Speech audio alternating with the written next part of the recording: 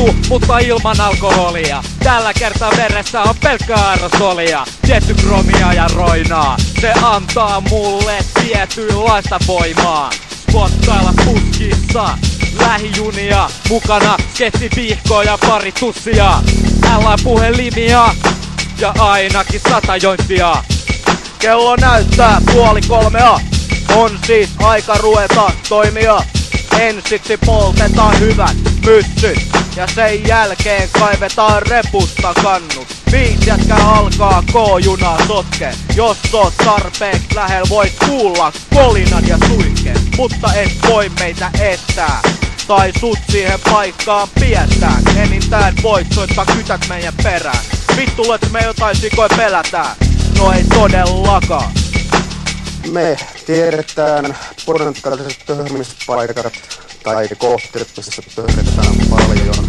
Ja siellä sitten liikututaan tällä alueella. Noni, ja homma jatkuu.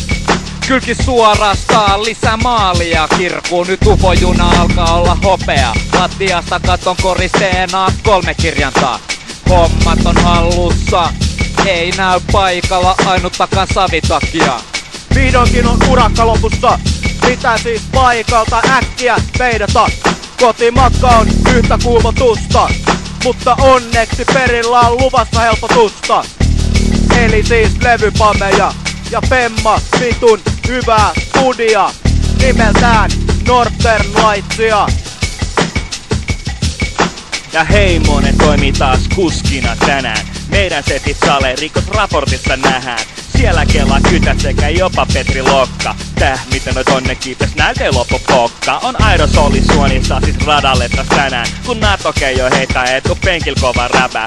Takapenkil muilla kannut käsissä jo kilkkaa. Joka jätkällä mielessä pelkkää yhteiskunnan pilkkaa. Automatkan jälkeen kotona putkellinen priimaa ja digikuvia.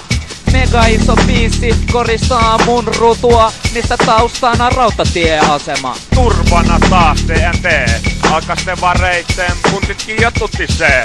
Jos uhkaava hahmo meitä lähenee, niin TNTstä heti nyrken kättelee. Koska tuun apinoiden vitun planeetalta on Örsekruun selusta aina turvattuna. Muuten on oikein mukava, kunhan pidät vaan huolen sun omista asioista.